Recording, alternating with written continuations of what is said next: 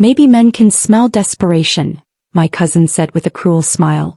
33 years old, no ring, no kids. Maybe it's time you accept you're not the prize you think you are, Isabella. The table burst into laughter. I forced a smile, my hand tightening around the stem of my champagne glass as the sound echoed in my ears.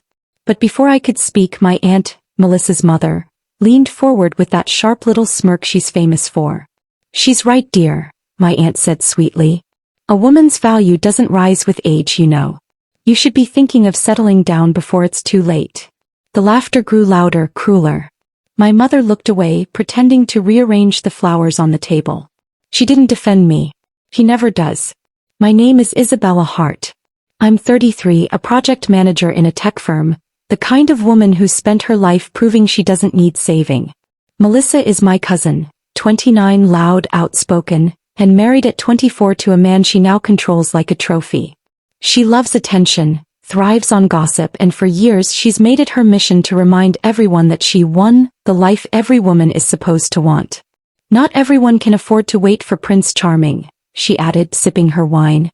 Some of us understand that love isn't about fairy tales. It's about knowing when to stop being picky.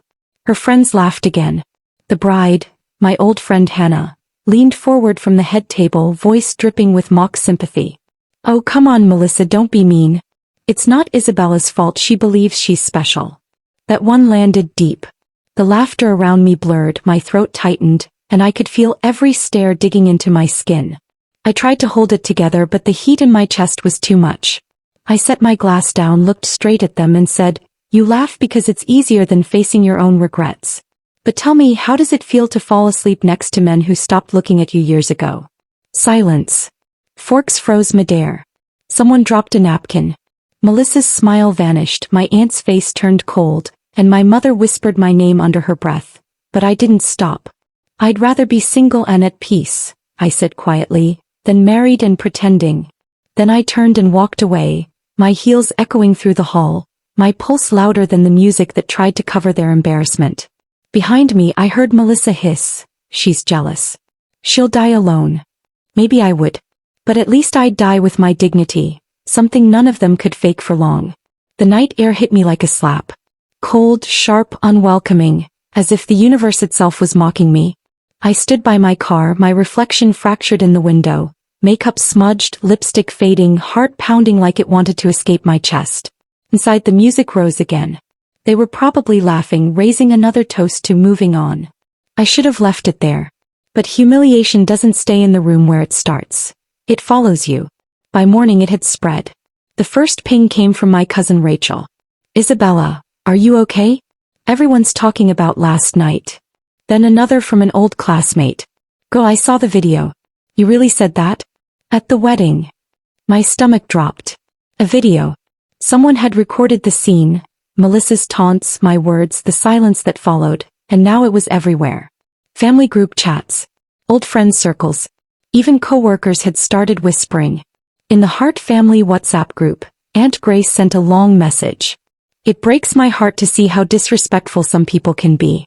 You should never embarrass family in public, no matter what." Melissa replied with a crying emoji, then, "I forgive her. I know she's just frustrated." That word, frustrated, burned more than all the laughter combined. My mother sent nothing. Not a word. Just read the messages and went offline as if silence could erase shame. That afternoon my phone buzzed nonstop. A coworker said, "Hey, I didn't know you could snap like that." Another joked, "Maybe they deserved it." But their laughter stung too. Everyone turned my pain into entertainment. By evening I'd muted every chat. Sat alone in my apartment watching the video again. Not because I wanted to, but because I couldn't believe how easily they turned my breaking point into gossip. But as I watched, something changed. For the first time I didn't see a woman humiliated. I saw a woman finally standing up after years of swallowing her pride. By the next weekend my mother called. Her voice was soft at first, the kind of softness that always came before the storm. "Isabella, can you come over for dinner?" "Just family," she said. I knew what that meant, intervention. When I arrived, Melissa was already there, legs crossed, pretending to scroll through her phone like she hadn't ruined my reputation. My aunt sat beside her, smiling that rehearsed church lady smile. My mother fussed with the tablecloth, refusing to meet my eyes. Dinner started quietly, too quietly. Then my aunt sighed. Isabella, dear, we're worried about you. I stabbed a piece of chicken with my fork. Worried about what? She placed her napkin down gently. About your choices. You're not getting younger. It's time to be serious about your future. Melissa chuckled under her breath. Exactly. You're 33, Bella. Men your age are already married. The good ones are gone. My mother whispered, Melissa. But it was too late. My aunt continued, you have a good job, a nice apartment, but none of that keeps you warm at night. You think your career will hug you when you're old. I forced a smile. I didn't realize loneliness was worse than marrying the wrong man. Melissa leaned forward, eyes sharp. You wouldn't understand.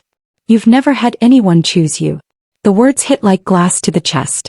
I felt my breath catch, but I didn't look away.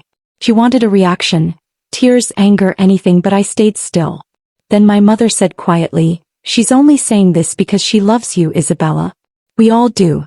We just want to see you settled, happy with someone who cares. I laughed, not out of amusement but disbelief. You mean someone who looks good in family pictures? Someone to stop people from asking why your daughter's still single. No one spoke. My mother's face flushed. Melissa smirked, pretending to sip her wine. Fine, I said, standing. You all want me married so badly? Maybe I'll find someone, anyone, just to make you proud. Maybe that's what this family values more than self-respect. I grabbed my bag and turned to leave. My aunt called after me, don't be dramatic, Isabella. I stopped in the doorway. No, I said quietly, you mistake pain for drama because you've forgotten what it feels like to be human. I left before anyone could reply. Outside the wind was cold again, the same chill that met me outside that wedding hall. But this time I didn't cry. I was too angry to cry. That night as I stared at my phone lighting up with messages, you embarrassed us again, you owe your aunt an apology, I realized something. They didn't want me to be happy. They wanted me to be manageable. It had been 2 weeks since that dinner. I thought the silence meant they'd finally backed off, but I was wrong. My mother called one evening, her tone syrupy sweet. Isabella, can you come for lunch on Sunday? Your aunt is cooking your favorite. I should have known. When my family gets nice, it's never out of love, it's strategy. When I walked in, the dining table was set too neatly, candles lit, everyone dressed like it was a celebration. And then I saw him, sitting right beside Melissa, smiling like he'd been waiting for me. Isabella, this is Daniel Blake, my aunt said, her grin wide and proud. He's a financial analyst, good family, good career, very respectful. He's been dying to meet you. I froze. To meet me? My mother added quickly, he's from church. We thought maybe you two could talk. Melissa leaned forward, pretending innocence but smirking beneath it. Daniel's one of my husband's friends. I told him you were lonely and just needed the right push. I clenched my jaw. Did you? Daniel chuckled awkwardly, rubbing his hands. They told me you're strong-minded. I like that. I think I can handle it. Handle it. Like I was a problem to be managed.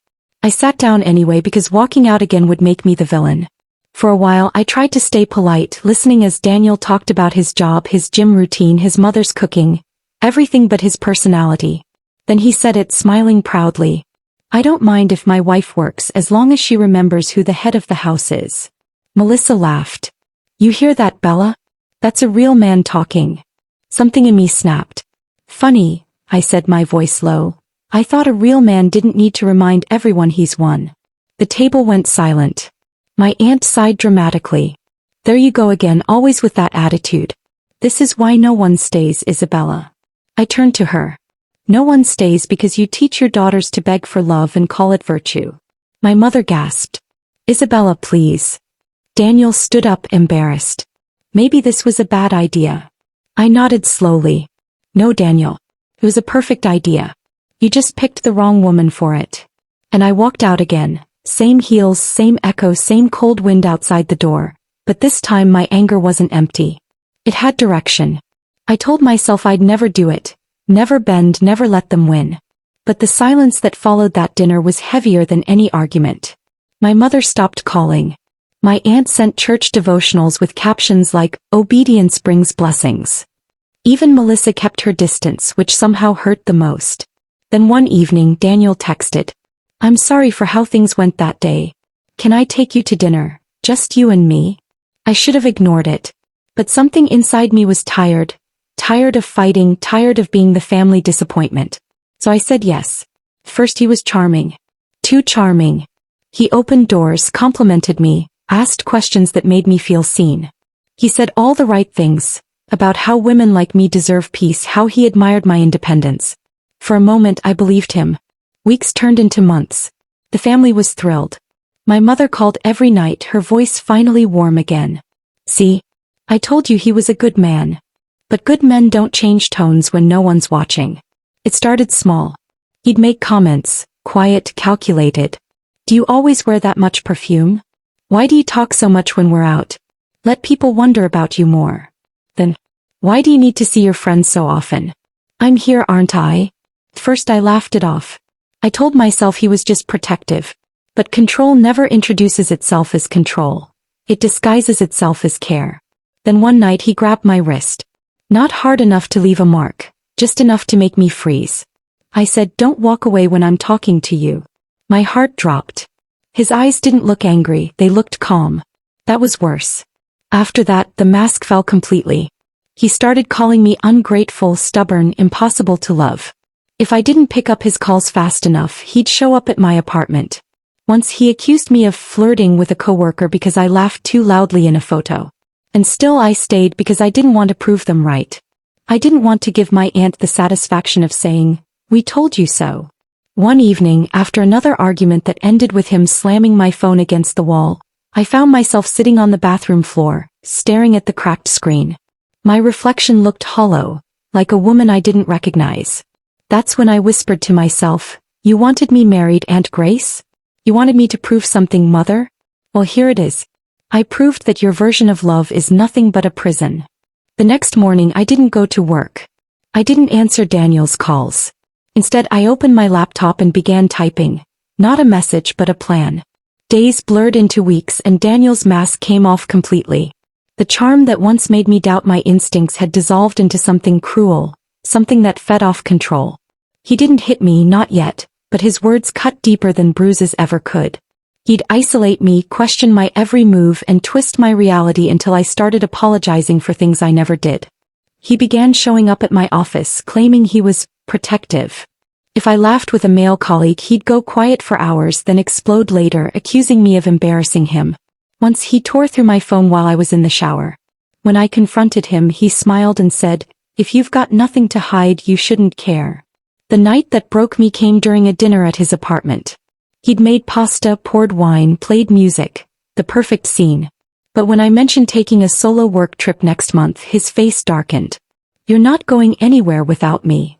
"Daniel, it's work," I said, keeping my voice calm. "You can't just." Before I finished, the glass in his hand shattered against the wall. Wine spilled like blood across the carpet. He stood there breathing heavily, eyes cold. "You don't talk back to me," he said quietly. "You listen." Something in me snapped. I stood up, grabbed my bag and walked toward the door. He caught my arm mid-step, his grip bruising. "You walk out that door, Isabella, and don't come back." "I won't," I said, my voice trembling but steady. I drove straight to my mother's house that night. My hands shook the whole way. When she opened the door, I broke down, the kind of crying that comes from a place you didn't know existed. I told her everything. Every insult, every threat, every moment I'd shrunk myself to keep him calm. She listened quietly, nodding, frowning occasionally. I thought she was horrified, that she'd hold me and tell me to leave him for good. But when I finished, she sighed and said, "Men can be difficult, Isabella. You just have to learn how to manage them." "Manage them?" I asked, my voice cracking. "He threw a glass at me, Mum." She looked away. "You must have provoked him. You know how your tone can be."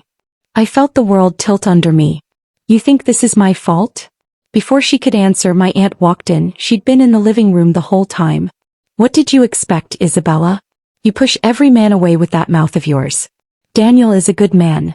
Maybe he just needs time to adjust to your independence." "Good man," I repeated. "He's breaking me." My aunt crossed her arms.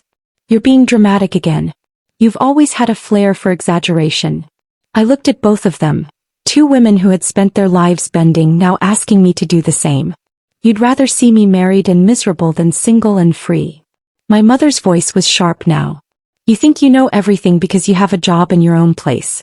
But a woman's worth isn't measured by her career, Isabella. It's measured by who she builds a home with. Tears burned down my face, but I couldn't stop. If that's what home means to you, I don't want it. My aunt stood up, shaking her head. You're going to regret this attitude. You're not 20 anymore. You should be grateful a man like Daniel even wants you. That line stayed in my head for days. Grateful a man even wants you. As if love was charity, as if I should be thankful for pain. Daniel kept calling, leaving messages that swung between apology and rage. I miss you. I didn't mean it. Then you made me do that. You always pushed too far. When I stopped responding, he showed up at my apartment, banging on the door until the neighbors came out. The next day my aunt called, furious. What are you doing, embarrassing yourself like that? Go and talk to him, fix this before people start talking again. That's when I realized it. They weren't worried about me. They were worried about appearances. My safety didn't matter, my dignity didn't matter. Only the illusion of a perfect family did. That night, as I sat alone in my apartment, I looked at the mirror and whispered, "You've become everything they wanted. Quiet, obedient, broken." And for the first time I decided I wouldn't stay that way. It took months of silence before I saw them again. Long enough for everyone to assume I'd come to my senses. That's what my aunt said in the family chat when I stopped replying. That I was reflecting. They didn't know I was healing, or rather sharpening. While they were busy pretending I was the family embarrassment, Melissa's perfect marriage was quietly rotting. Her husband's late nights had become longer, his excuses thinner. I hadn't planned to get involved. But fate has a way of handing you the tools you need when the time is right. One afternoon at work, a new client walked into our office. A real estate developer named Ethan Blake. The name made my chest tighten. Blake. As in Daniel Blake. My ex's cousin. He smiled politely, shook my hand, then said softly, "You're Isabella, right? Daniel's fiancée." "Not anymore," I said evenly. Something flickered across his face. Guilt, maybe recognition. "Didn't think so," he murmured. "He's been spiraling. Heard he tried showing up at your office last month." I frowned. "You know about that?" He nodded, then leaned closer. "If you're smart, stay far away. Men like him don't heal, they hide." That night I couldn't sleep. I kept thinking of how everyone, my aunt, my mother, Melissa, had defended Daniel, called him a good man. But here was his own family confirming everything I'd been saying. And then something else came to mind. A memory. A night at that wedding when Melissa bragged about how loyal her husband was, how some women just don't understand how to keep a man happy. Her husband, Gregory Cole, Daniel's co-worker. The pieces clicked together slowly, like a puzzle I hadn't realized I was solving. Gregory had always been too friendly with one of Melissa's friends, Hannah, the bride from that cursed wedding night. I remembered how their eyes met across the table that evening, how she laughed a little too easily at his jokes. I didn't want revenge. I wanted peace. But peace doesn't always come quietly. So I waited. 2 months later, my aunt announced a family brunch, a reconciliation. I almost declined, but something in me said to go. When I arrived, the room was full. My mother, my aunt, Melissa, and to my surprise, Gregory. He looked uncomfortable, tugging at his collar while Melissa clung to his arm, smiling like her life depended on it. "Isabella," my aunt exclaimed, standing to hug me. "We've missed you, dear." "Have you?" I asked softly. She chuckled awkwardly. "Of course. We're family. Let's not dwell on the past." We sat. Small talk filled the air like static. My mother tried to ask about work. Melissa cut her off to talk about her husband's promotion, and my aunt praised her cooking like she hadn't just insulted me for years. And then, right on cue, Melissa turned to me with that practiced smirk. "Still single, Bella? You know, patience is admirable, but at some point it becomes denial." Laughter. The same old dance. I smiled this time, calm, almost gentle. "You're right, Melissa. Denial can be dangerous." She tilted her head. "Finally, you agree with me." "Oh, absolutely," I said, pulling my phone from my bag. "Especially when it involves pretending your husband isn't sleeping with your best friend." The room went dead quiet. Gregory's face drained of color. My aunt's fork clattered onto her plate. Melissa laughed, too loudly, too forced. That's ridiculous. I turned my screen toward her. The messages were clear. Screenshots from an anonymous email I'd received 2 days earlier. Gregory and Hannah. Photos, hotel bookings, text threads that left no doubt. Her smile fell away. Where did you get that? She whispered. Does it matter? I asked. You humiliated me in front of the world, Melissa. You taught me what it feels like to be mocked by people who should have protected you. I just thought I'd return the courtesy, privately of course. My aunt slammed her hand on the table. That's enough. You don't bring family matters into the open like this. I turned to her slowly. Funny, that's exactly what you said when they posted that video of me online. Except you didn't stop them. You applauded them. Her lips tightened. You're cruel. No, I said quietly. I'm awake. I stood, straightened my jacket and looked at Melissa, who was trembling now, clutching her phone like it could save her. You wanted a headline moment, cousin. Now you have one. Then I looked at my aunt. And you raised her to believe cruelty was power. Consider this your legacy. I turned to leave, but just before I reached the door I paused. Oh, and Aunt Grace? You might want to check your husband's messages too. Apparently, Gregory's not the only one keeping secrets. She froze. My mother gasped. I walked out before the storm erupted, before the shouting began, before the perfect family image shattered for good. Outside the air was cold again, but this time it didn't sting. It tasted like release. For the first time in years I didn't feel ashamed for being single, outspoken, or too much. I felt free, not because I'd destroyed them but because I'd stopped letting them define me. They built their lives on appearances. I built mine on truth. And truth, no matter how quiet, always wins in the end. I didn't have to lift another finger. The moment I walked out of that house, silence followed me like an echo. The kind that only comes before chaos. By evening my phone was flooded again, not with insults this time but with screenshots. The family group chat had exploded. Someone had leaked the messages I showed at brunch. Everyone had seen them, Melissa's husband's affair, the hotel bookings, even her panicked voice notes begging him to deny it. Within hours the gossip that once drowned me now drowned her. So Melissa's husband's been cheating? Guess karma doesn't skip a generation. Isn't that the same cousin who mocked Isabella at the wedding? The same people who'd laughed at my humiliation were now laughing at hers. I didn't join them, I didn't need to. Revenge had already done its work. Days later I saw Melissa's name trending on Facebook. Her husband, Gregory, had moved out. Hannah, the friend from the wedding, had deactivated her accounts. And my aunt? She went on a church fast for family restoration. Translation: public shame. Still, a small part of me wanted to see it with my own eyes. So I went back to my mother's house a week later, unannounced. She opened the door with surprise. Isabella. I just wanted to check on everyone, I said quietly. Melissa was in the living room, makeup smeared, hair unbrushed, surrounded by half-packed boxes. The TV was on but muted, playing some reality show where people pretended to be happy.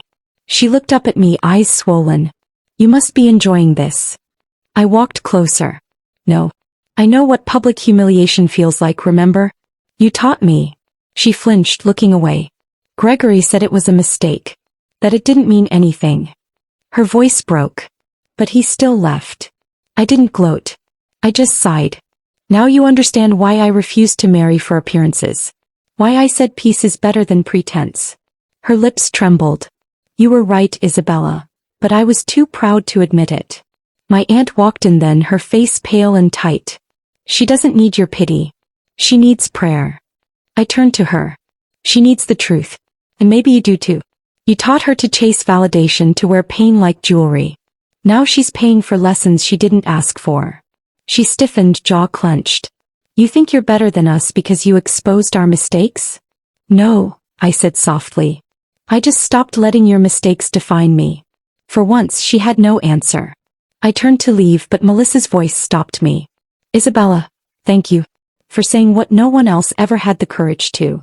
When I looked back, I didn't see the proud, loud cousin who once mocked me. I saw a woman finally stripped of illusion, facing herself for the first time. As I stepped outside, the sky was gray but calm, the kind of calm that follows a long storm. Weeks passed. The gossip died down, replaced by new scandals. Melissa moved back in with her parents, her aunt stopped attending social events, and my mother, maybe out of guilt, began calling me more. She'd ask about work, about my health, and though she never apologized directly, her tone had softened. And Daniel? He tried reaching out again, not to apologize but to remind me of what we had. I didn't respond. He sent flowers once with a note that said, "I miss the way you listened." I sent them straight to the trash. Because I didn't miss listening. I missed silence. The kind that comes when you stop explaining your worth to people who never planned to see it. Months later, I stood in front of the mirror again. Same eyes, same face, but a different woman. Stronger. Calmer. Untouched by the noise. The family still talks, of course. They whisper my name like it's both a warning and a lesson. But I like that. Because if my story taught them anything, it's this. The woman they tried to shame became the one thing they could never control. Free. And freedom, once you taste it, makes every humiliation worth surviving. It took time, longer than I expected, to trust peace again. After everything, I learned that silence wasn't loneliness, it was recovery. I stopped checking my phone for messages that never came, stopped explaining to people why I left, stopped trying to make the ones who broke me understand my pain. I worked, I traveled, I read again, and for once I built my world without waiting for anyone to fill it. Then one quiet evening, everything changed. Not dramatically, not with fireworks, but with simplicity. I was in a small art gallery downtown, standing before a painting of a stormy sea. A voice beside me said, "It's strange, isn't it? How chaos can look beautiful from a distance." I turned. He was around my age, maybe a year older, dressed neatly but not trying too hard. There was no rehearsed charm in his tone, no hungry gaze, just quiet curiosity. "I guess beauty depends on what you survived," I replied. He smiled faintly. "Then you must have survived a lot." I didn't answer. I just looked back at the painting. His name was Adrian. He was an architect. Calm, grounded, nothing like the kind of man my family would have picked. He didn't try to impress me. He didn't ask for details about my past. We talked for hours that night. About art, about solitude, about how peace feels unnatural after years of noise. He walked me to my car but didn't ask for my number. Instead he said, "If we're meant to talk again, we will." And we did, by chance, 2 weeks later at a bookstore. It wasn't fate. It was timing, the kind that only shows up when you've stopped chasing it. This time I set the pace. I didn't rush to please, didn't bend to be understood. I told him I valued space, silence, and honesty. He said he valued the same. We met for coffee, for walks, for moments that didn't demand definition. There were no grand promises, no declarations. Just consistency. Something I'd forgotten could exist. Months later, when he told me he loved me, I didn't cry or doubt it. I simply smiled and said, "Then love me quietly, no control, no cages, just peace." And he did. For the first time in years, I felt warmth without fear, closeness without compromise. I wasn't with him because my family wanted it. I wasn't with him to prove anything. I was with him because I chose him, freely, deliberately, on my own terms. And that's how I learned that love, real love, doesn't arrive to complete you. It meets you where you finally complete yourself. Sometimes we stay quiet to avoid shame or confrontation, but silence only gives abusers permission to grow bolder. Those who claim they want the best for you may really want what looks best to them, even if it destroys you. Rushing into love to silence critics often leads to a louder kind of suffering. Life has a way of humbling those who built their pride on your pain. You owe no one proof of your value. Not even family. Thanks for watching. Don't forget to like, share, comment, and subscribe for more powerful stories.